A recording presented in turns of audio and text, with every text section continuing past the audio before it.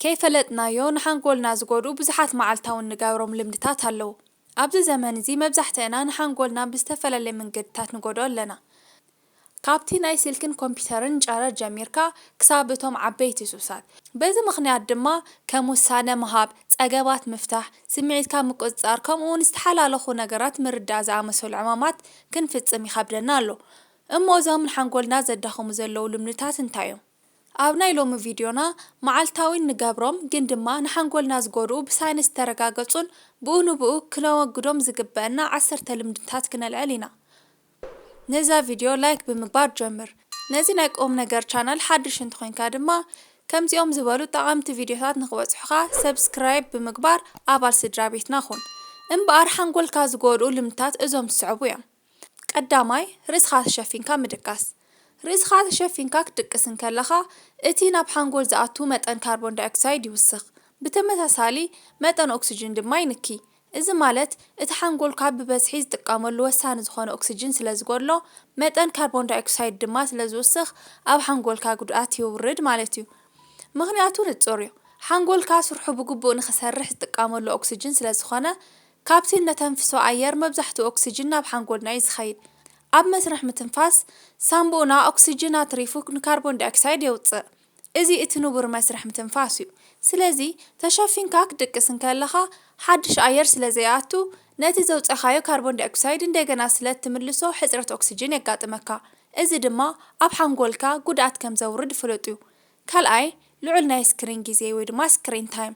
እዚ ማለት ኣብ ስልኪ ወይ ኣብ ኮምፒተር እተሕልፎ ግዜ ማለት እዩ። ኣብዚ ክንዛረብ እንደሊ ዘለና ኣብቲ ስክሪን ብዛዕባ እትሰርሖ ጠቓሚ ወይ ጎዳኢ ነገር ዘይኮነስ ነቲ ስክሪን ምጥቃምካ ጥራይ ዘምፅኦ ጉድኣት እዩ።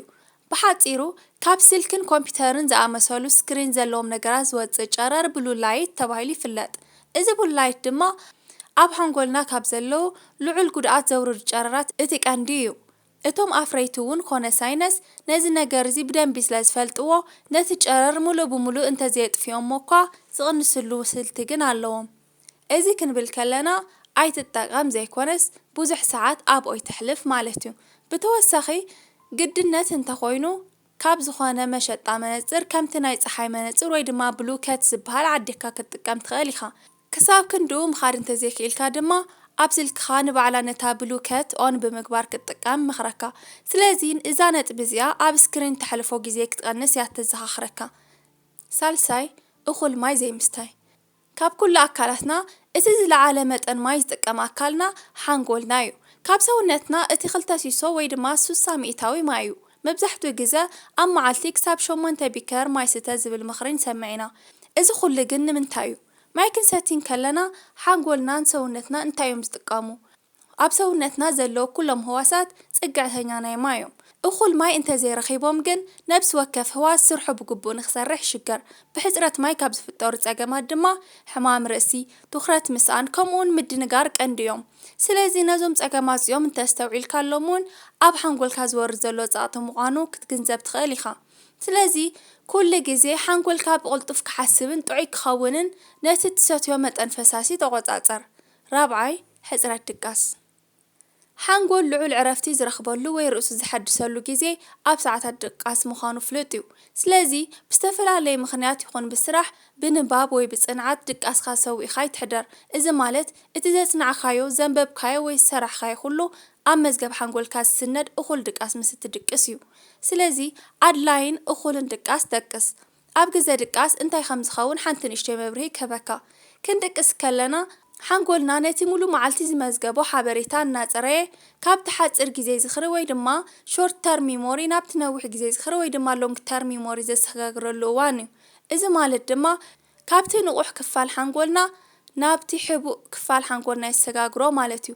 እቲ ሕቡእ ክፋል ሓንጎልና ድማ ንልምድታትካ ዝቆፃፀርን ንነዊሕ እዋን ምሳኻ ዝነብር ፍልጠት ዝዕቆረሉ ቦታ እዩ።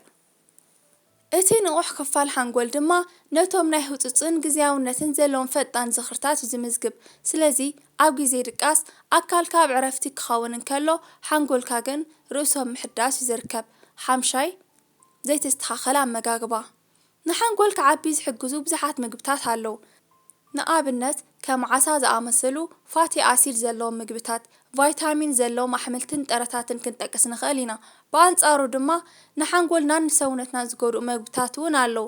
ከም ጃንክ ፉድስ እንብሎም ዝተጠበሰ ምግብታት፣ ኣብ ጽርግያ ዝስርሑ ቀለልቲ ምግብታት፣ ሽኮር ዝበዝሖም ምግብታት፣ ከምኡውን ዝተፈላለዩ መጠን ጽቡቕ ዘይኮነ ስብሒ ዘለዎም ምግብታት ምብላዕ ንሓንጎል ንጥዕናን ልዑል ጉድኣት የውርዱ። ብፍላይ ድማ ሽኮር ዝበዝሖም ምቁራት ምግብታት ምብላዕ ንሕማም ሽኮርያ ዓይነቱ ወይ ድማ ታይፕ 2 ዲያቤትስ፣ ንሕማም ስኒ፣ ኣብ ገጽካ ዝወጽእ ፈጸጋ፣ እስካብ ልዕሊ ዓቐን ርጉዲ ወይ ድማ ኦቤሲቲ ከም ዘቃልዕ ክኢለታት ጥዕና ይዛረቡ። ሽኮር ዝበዝሖ ምግቢ ብጀካን ሰውነትን ጥዕናን ምጉዳእ ምስ ሓንጎል ከመይ ኢሉ ይራኸብ ኢልካ ክትሓትት ትኽእል ኢኻ። ሽኮር ዝበዝሖ ምግቢ ምብላዕ ምግብኻ ብኣግባቡ ንኸይትበልዕ ካብ ዝገብሩ ነገራት እቲ ቀዳማይ እዩ። ሰውነትካ ፕሮቲን ዝተመጣጠነ ምግብን ስለ ዘይረክብ እቲ ዝተመጣጠነ ንጥረ ነገር ናብ ሓንጎልካ ከም ዘይበጽሕ ይገብር። በዚ ምኽንያት ድማ ሓንጎልካ ሓይሊ ወይ ድማ ኤነርጂ ስለስእን ንምድኻምን ዝተፈላለዩ ጸገማትን ይቃላዕ። ከም ጸገም ናይ ምዝካር፣ ትኹረት ምስኣን፣ ከምኡውን ጸገማት ናይ ጭንቀት የምጽእ። እዚ ኩነታት እዚ ድማ ብፍላይ ኣብ ህፃናት እውን ክኽሰት ይኽእል እዩ። ስለዚ ንህፃናት እውን እንተኾነ ምቁር ኣይተብዝሓሎም። ሻድሻይ ዓው ዝበሉ ድምፅታት እዚ ብልዑል መጠን ንሓንጎል ካብ ዝርብሹ ነገራት እቲ ቀንዲ እዩ። እዚ ድማ ብኽልተ መንገዲ ክኸውን ይኽእል እዩ። እቲ ቀዳማይ ኣብ ከባቢኻ ብዘለዉ ነገራት እዩ። ንኣብነት ኣብ ቀረባኻ ዝርከቡ ናይ ሙዚቃ ኣዳራሻት፣ ጭፈራ ቤታት፣ ድምፂ መኻይን ከምኡውን ካብ ፋብሪካ ዝወፅእ ዝኾነ ዓይነት ድምፂ ማሽናት ቀስ በቐስ ንሓንጎልካ እናጎድኡ ነቲ ውሽጥኻ ዘሎ ናይ ህድኣት ስምዒት ከም ዝርብሹ ዝገብሩ እዮም። እዞም ነገራት እዚኦም ንርእስኻ ከም ዘይትሰምዕን ብህዱእ መንፈስ ከም ዘይትሓስብን እዮም ዝገብሩኻ። ስለዚ መፍትሑ እንታይ እዩ? ኣብ እዝንኻ ጦጥ ብምግባር ነቲ ናብ ውሽጢ ዝኣቱ መጠን ድምፂ ምቕናስ እዩ። እቲ ካልኣይ ድማ ኤርፎን ተጠቒምካ ሙዚቃ ክትሰምዕን ከለኻ ነቲ ድምፂ ኣመናዓው ምባል ንእዝንኻ ጥራይ ዘይኮነስ ንሓንጎልካ እውን ንጉድኣት ዘቃልዕ እዩ። ስለዚ ድምፂ ኣጉሊልካ ምስማዕ ዝሓሸ እዩ። ሻብዓይ ሱሳት ወይ ድማ ኣዲክሽንስ ብዙሓት ዓይነት ሱሳት ኣለዉ ንሓንጎል ዝትንክፉ። ካብኣቶም ድማ ብልዑል ደረጃ እቲ ሱስ ናይ ፖርኖግራፊ እንተኾነ እኳ ብዛዕባኡ ኣብ ካልእ ቪድዮ ብሰፊሑ ክንዛረብ ኢና። ድሕሪ ፖርኖግራፊ ግን ንሓንጎል ብልዑል ደረጃ ካብ ዝጎድኡ ሱሳት ሽጋራን መስተን እዮም ተመዝጊቦም። ክልቲኦም ሱሳት ብቐጥታ ነቲ ናይ ምሕሳብ ዓቕሚ ሓንጎልካ ከም ዝጎድእዎ ይፍለጥ። ሓንጎል ንኽሓስብ ልዑል መጠን ኦክሲጅን ይዝጥቀም። ሽጋራ ምትካኽ ድማ ነቲ ንሓንጎል ዝበጽሕ መጠን ኦክሲጅን ብልዑል ደረጃ ይቕንሶ። ብተወሳኺ ሽጋራ በቲ ኣብ ውሽጡ ዝሓዞ ኒኮቲን ኣቢሉ ንሓንጎል ግዝያዊ መነቓቕሕታ ይህቦ። በዚ ድማ ሓንጎልካ ነቲ ንቕሓት ንምርካብ ካብ መዓልቲ ናብ መዓልቲ ዝደልዮ መጠን ኒኮቲን እናወስኸ ይኸይድ። ካብ ሓንቲ ሽጋራ ናብ ፓኬት፣ ካብኡ ድማ ናብ 2 ፓኬት እናዓበየ ኣብ ሽጋራ ጽገተኛ ትኸውን ማለት እዩ። ብዛዕባ ኣልኮላዊ መስተ ክንመጽእ ከለና ድማ ኣልኮል ንሓንጎልካ ክጎድኦ ዝጅምር ልብኻ ነቲ ኣልኮል ከጻርዮ ዓቕሚ ምስእን እዩ። ሽዑ ኣብ ደምካ ክዝርጋሕ ይጅምር። ሓደ ሰብ ኣልኮል ክሰቲ እንከሎ ዶፓሚን ዝበሃል ናይ ሓጎስ ሆርሞን ብልዑል መጠን ኣብ ሓንጎሉ ይምንጩ።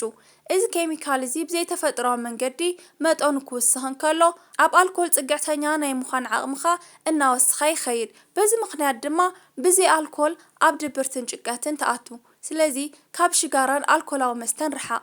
ሻምናይ ብዙሕ ስራሕ ኣብ ሓደ ግዜ ምፍጻም። እዚ ማለት ትኹረትካ ኣብ ሓደ ነገር ምግባር ማለት እዩ። ኣብ ሓደ ግዜ ብዙሕ ሓሳብን ስራሕን ምስ ዝህልወካ ትኹረትካ ስለ ዝበታተን እቲ ናይ ምዝካር ዓቕሚ ሓንጎልካ እናተጎድአ ይኸይድ። ነዚ ከም ኣብነት ክንወስዶ ንኽእል ቲክቶክ እዩ። ኣብ ሓንቲ ሰዓት ውሽጢ ብዙሕ ዝተፈላለየ ሓሳብን ዛዕባን ስክሮል እናገበርካ ክትርእን ከለኻ ሓንጎልካ ትኹረቱ ክእክብን ከስተንትን ስለ ዘይኽእል ጉድኣት የጋጥሞ። እዚ ድማ ብሳይንስ ተረጋገፀ ሓቂ እዩ። ስለዚ ኣብ ሓደ ግዜ ሓደ ነገር ጥራይ ግበር። ታሽዓይ ምንቅስቓስ ዘይምግባር። ንትኹረትን ንንቕሓትን ካብ ዝጠቕሙና ነገራት እቲ ቀንዲ ምንቅስቓስ ኣካል እዩ። ስለዚ ምንቅስቓስ ኣካል ዘይምህላው ብቐጥታ ጉድኣት ኣለዎ ማለት እዩ። ንኣብነት ስራሕኻ ምቕማጥ ወይ ከዓ ደው ጥራይ ዝጠልብ እንተኾይኑ ብዘይካ እቲ ጥዕናዊ ጸገም ኣብ ሓንጎልካ እውን ጉድኣት የውርድ እዩ። ከም ድብርት፣ ጭንቀት፣ ምዝንጋዕ ዝኣመሰሉ ነገራት ከምፀልካ ይኽእል እዩ። ስለዚ ንእሽተይ ብእግርኻ ምዝዋር ወይ ድማ ወክ ኣካላትካ ምዝርጋሕ ኣብ ዘለኻ ኮንካ ሰውነትካ ምፍታሕ እኹል እዩ። 10 ናይ መወዳእታን ሕማቕ ሓሳባት እዚ ካብቶም ንሓንጎል ዝጎድኡ ነገራት ኣብ ቀዳምነት ክስራዕ ዝግብኦ እዩ። ሓንጎልካ ብኣኻን በቲ ትነግሮ ነገርን ሙሉእ ብሙሉእ እምነት ይሕድር። ንርእስኻ ኣይጠቅምን እየ ኣይረብሕን እየ እናበልካ ክትነግራን ከለኻ ሓንጎልካ እናተጎድአ ክሳብ ናይ ዕብደት ደረጃ ከብፅሐካ ይኽእል እዩ። ብተመሳሳሊ መዓልታዊ ንሓንጎልካ ፅቡቅ ነገር እትነግሮ እንተኮይንካ እቶም ሕዋሳት እናበልፀጉን እናማዕበሉን ይኸዱ። ስለዚ ንቕሓትን ትኹረትን ዘለዎ ይኸውን። እቲ ናይ ምስትዋዕ ዓቕምካ ድማ እናዓበየ ይኸይድ። ስለዚ ኩሉ ግዜ ንሓንጎልካ ካብ ጉድኣት ንምድሓን ሕማቕ ሓሳብ ኣወግድ። እዚ ክንብል ከለና ብዛዕባ ርእስኻ ጥራይ ዘይኮነስ ብዛዕባ ሰብ እውን እንተኾነ ዘለካ ሕማቕ ሓሳብ፣ ተንኮል፣ ቅንኣት ኣወግድ። ምክንያቱ ኩሉ ነገር ሓይሊ ወይ ድማ ኤነርጂ እዩ። ሕማቕ ሓይሊ ድማ ሕማቕ ሓይሊ ናባኻ ይስሕብ። ስለዚ ሓንጎልካ ብኣወንታዊ ሓሳብን ብምስጋናን ምልኣዮ ሽዑ ሓንጎልካ ብልዑል መጠን ክመሓየሽ ክጅምር እዩ። እዛ ቪድዮ ተፈቲኻያ ላይክ ነዚ ናይ ቁም ነገር ቻናልና ሓድሽ እንትኮንካ ድማ ከምዚኦም ዝበሉ ጠቃምቲ ቪድዮታት ንክበፅሑካ ሰብስክራይብ ብምግባር ኣባል ስድራ ቤትና ኩን። ይቀኒለይ።